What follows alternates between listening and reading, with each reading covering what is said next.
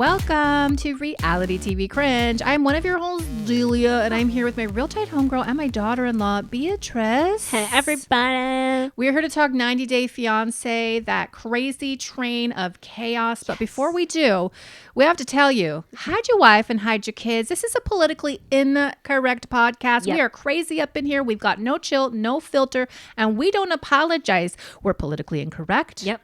We're offensive. Yep. And she's stupid. She's even stupider. She's so dumb.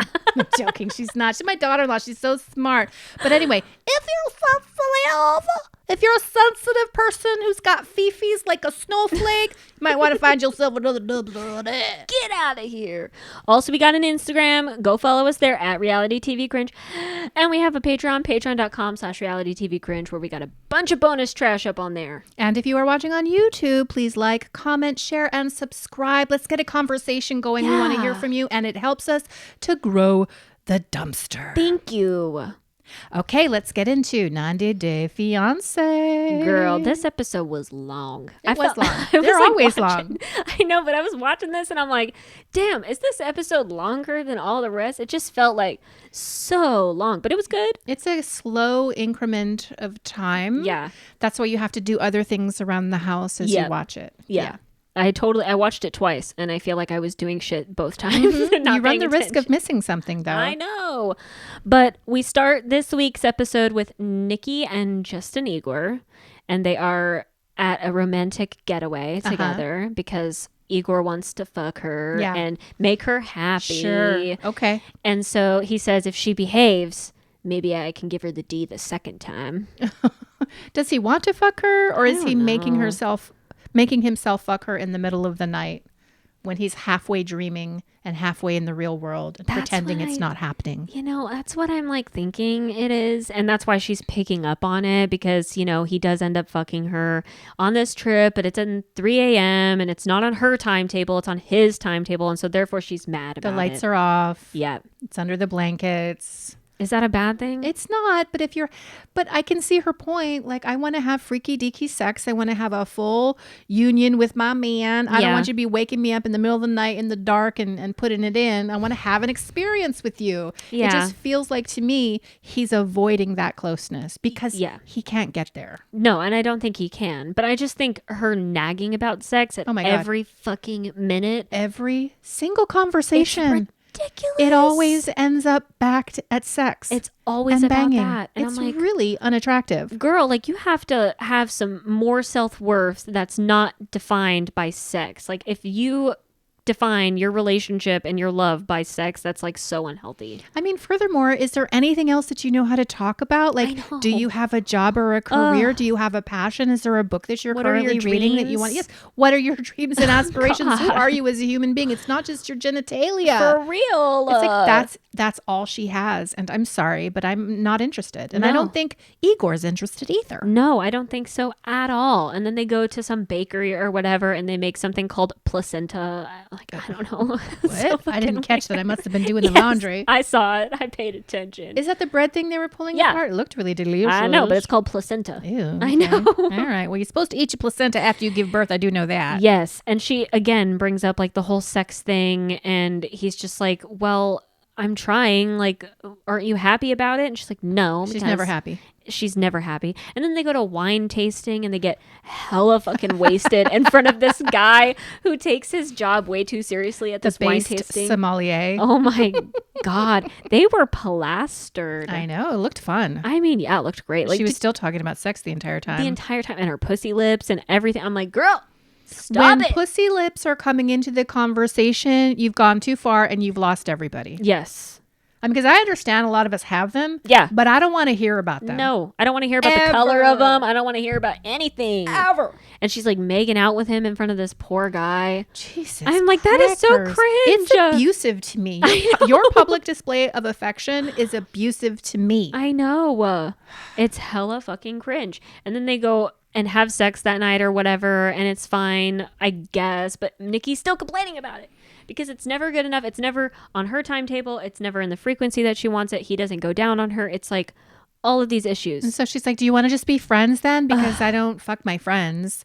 And then Igor's like, well, we kind of are though, like friends with benefits, kind of. Well, and he's like, in Moldova, that's the thing. We have a situation where you can fuck your friends. Yeah. And it's really great. I love that for us. Scandalous. In Moldova. And Nikki's like, so are you telling me that this is something you've done? And he's like, yeah, of course. Totally. And she's like, well, but when? Have you done it when we're together? And he's like, no, not since we're engaged. Yeah. So she's like, well, so since August? It's August. Well, we applied for the visa in June though. So are you telling me you've been out in these raccoon streets just banging the backs out of all these Moldovan women? And he's like, yeah, it's better than masturbating. I couldn't believe he said that. Wow. Bitch vibes is coming. Dude, his one-liners are so great. It's better than masturbation. I'm like, I mean, that's true. Yeah. But it's not loyal. No, it's not faithful. And if you don't have that agreement in your relationship, then it's cheating. And if you're Nikki, who's fixated entirely on sex, and you hear that this man that you're in love with is banging the backs out of other bitches, you're going to feel terrible about yourself. And immediately she spins out into reaction about it. Oh, 100%. She immediately starts questioning their entire relationship and even if it's worth keeping at this point. And I'm like, oh my God. Beatrice, why is he in this relationship? I don't think he actually loves her. Well, I know he's introducing her to his family, which would indicate that he loves her. And his friends. But he doesn't want to touch her. He doesn't want to have sex with her. He doesn't like her energy. Didn't he also say masculine or man vibes? He literally said that she gives off man vibes and that's why he gets turned off. God. Oh my Clutching gosh. my pearls. I'm like, I can't believe you just said So what's that. in it for him? Is it money? Does she give him a lot of money? What's the financial situation like? Well, I mean, he says that she's the one that he wants to be with. And then he told his friends that she's a sex machine and that he loves her. I think he can't get past the mental part of it because they had a whole ass 2-year-long relationship together before she even came out as trans. And then she told him, after they had already been intimate, to this Eastern European guy who believes in traditional gender roles and is arguably probably conservative. Yes. And she just completely turned his whole world upside down. So I really think he's struggling with that. It's just why are you even trying to still be with her then? It's the money. I want to know more about the coins. I think it's the coins. She's a clout goblin. There's a bunch of things that are going around online. She has been on TV for many, many years. Really? On different shows. Oh, I didn't know that. A lot of them. She was on My Trans Life, and I think she was on Maury, and then she was on a bunch of other reality shows. I think she was on Botched. What? So she's been on TV a lot. So okay. This whole storyline could also just be totally scripted. Okay. Yeah. But all right. They're cringe. Then we get to Rob and Sophie.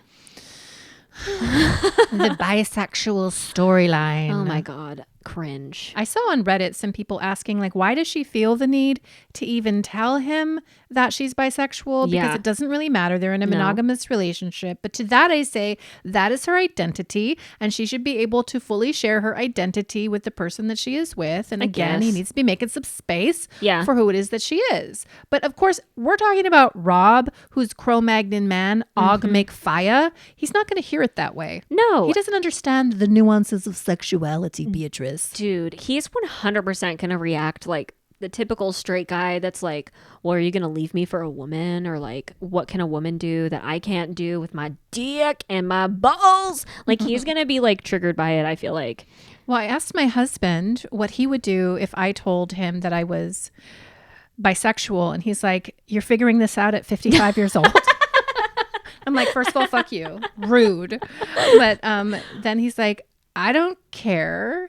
And I'm like, well, if you told me you were bisexual, I'm just being honest here, okay? I'm going to have an actual conversation about this. If you told me you were bisexual, my first thought would be, okay, is that something you're going to want to explore? Right. Is that something that's going to impact the relationship that we have? So I think it is entirely fair that Rob would wonder, well, what does that mean for this relationship? Yeah. I think he's much more likely, though, to default to, well, can I get some of that? Because my husband actually said, if you had told me that in the first month or two of our relationship, I'd have been like, well, can I join? Really? Yes. You would have been fine with a threesome or something? He would have considered that. Oh my God, I'm scandalo. Like, you dirty boy. Wow. Do you have some time right now?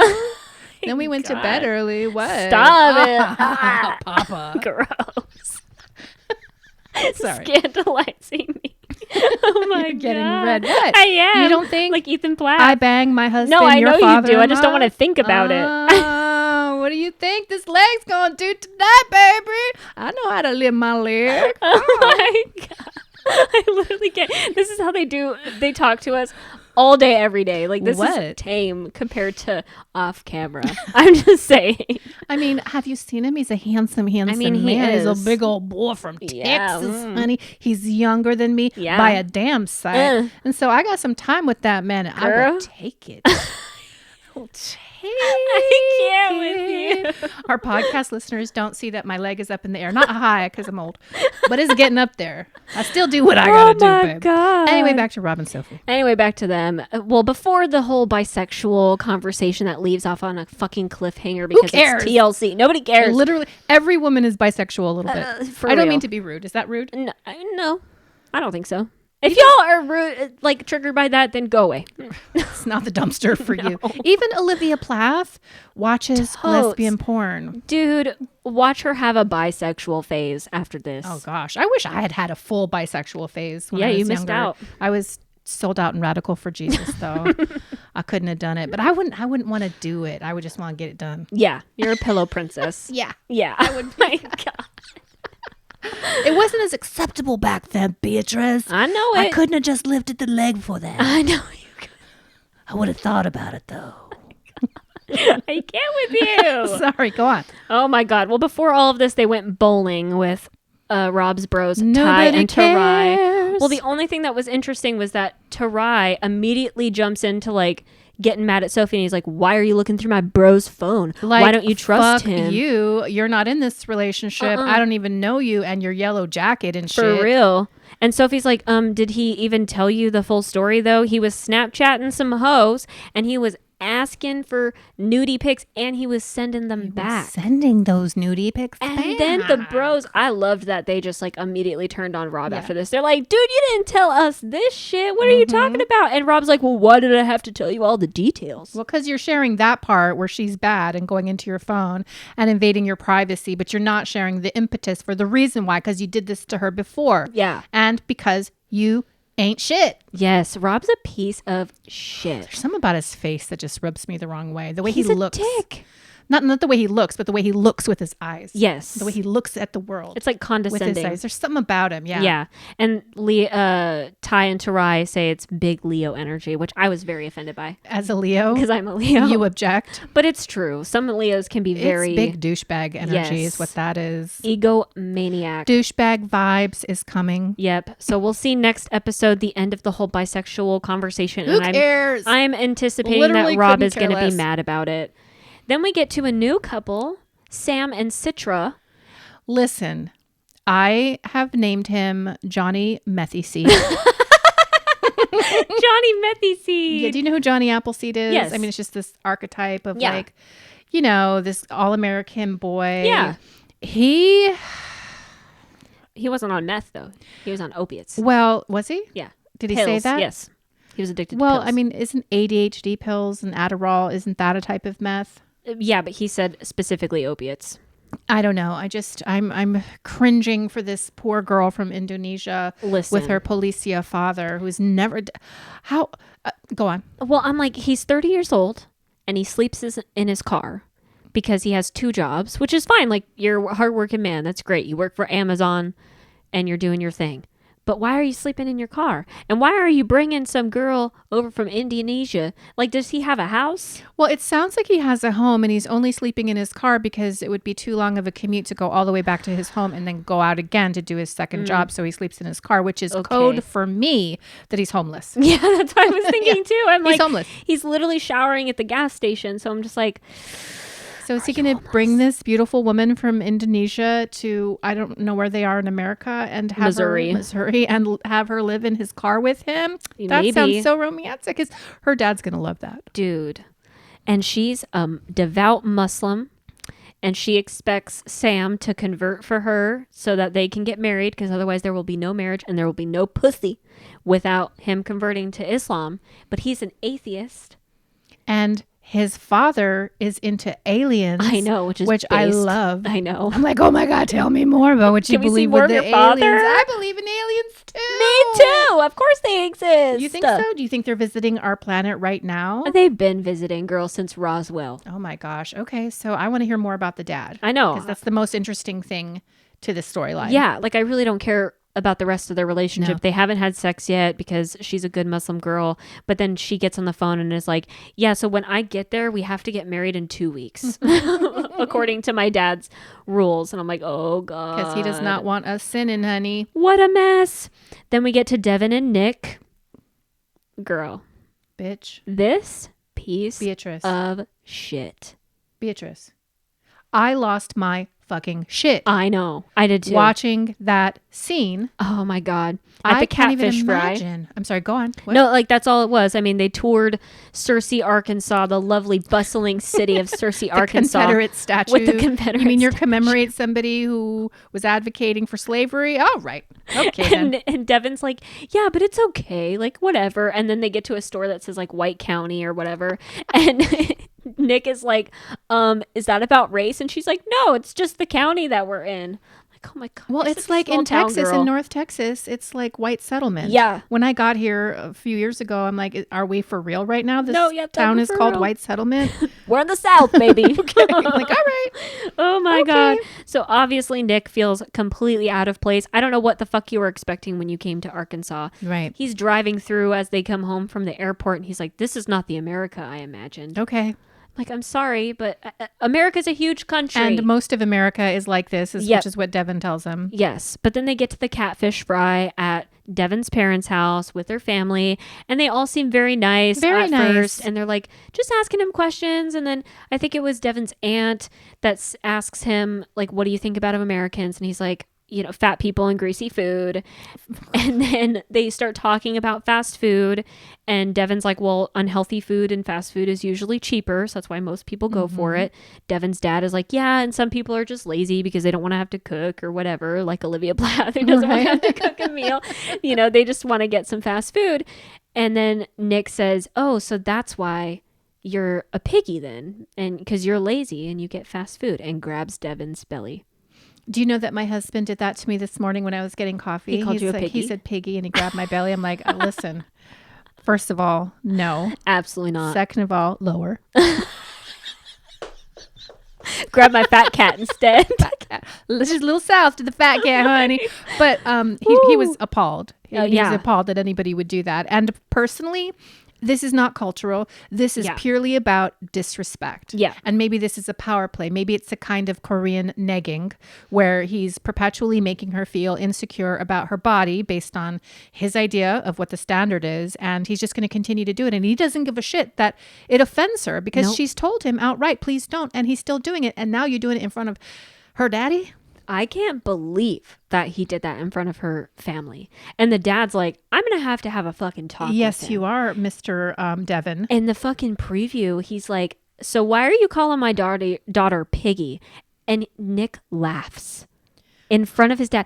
Could you imagine No. if I said some shit like No. that about your daughter and then I said that in front of your husband? He'd be like, get the fuck out of my If house. you said that in front of me, we would be having a very Yes. heartfelt conversation. I'd be telling you to fucking get over yourself, bitch. That's what I'd be saying. I'd be very upset about it. Yes. And then if you laughed at me, I would kick you out of my house. And I Right. would counsel my daughter to get rid of you because you fucking suck. That is what I would do. But he laughs. Wow. Unbelievable, dude. I don't know how she's like dealing with him. I'm like, Devin, you're a pretty girl. Like, you're a nice girl. She doesn't see her No, own she value. doesn't. There's no way that she has appropriate self-worth if she's allowing some douchebag to talk to her like that. I know. It's so fucking sad. So we'll see what happens next episode. And then last but not least, we have Manuel and Ashley, who are just kind of annoying. I'm tired of them. They're like fighting about It's the same everything. thing. It's the wedding now. He doesn't want her to pay that money to go down to Florida to have the wedding of her dreams. I've never loved someone like this before. Okay. And I'm willing to get myself into debt so that I can marry this guy who doesn't actually love me. No. And he's the only voice of reason here. He's like, do we really need to do all that? Really need to spend all that money? And she's like, well, yeah, I don't want to have to compromise on that. Because I'm a princess and I've been dreaming about it all of my life. I'm making it up. She didn't Yeah. say that, but Pretty it's the much. same kind of crap women tend to say. Yeah. But then eventually they go to Lake Ontario and they have a talk where she actually listens to him. And he's like, look, I just have been the only sole provider for my family since I was 13. You don't know what it's fucking like because you're in America. And I just want to provide for my family. Like, I feel obligated to provide for my family and I can't work right now to do that. And so then they come to a compromise. She's going to send $100 to his family. And then after the wedding, then she'll start sending more money. Right. And the end. When does he get to get a job? I don't know. I think it's after the visa, like Okay. once it gets approved, because then they have to apply. He has to apply for like his green card or whatever. Or he has to get his green card. I did think him rolling around in the water and feeling super connected and like he was back home. Yeah. In the tropics. I thought that was really sweet. You know, he's Yeah. homesick and it was something that connected him to his homeland.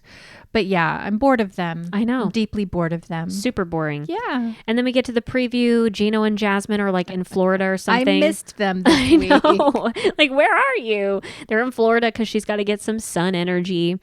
And then She takes off her clothes at the airport. yeah, strips down because she's feeling the sun. She's got to absorb all the sunshine she can. I mean, that's fair. If I was Okay. living in Michigan with overcast skies 24/7, I'd be like, please, I need the sun, please. Well, that's about where we're going to be moving, so you better get used to it, honey. Yeah, well, maybe it'll be sunnier. It'll be fine. All right. I'll be okay.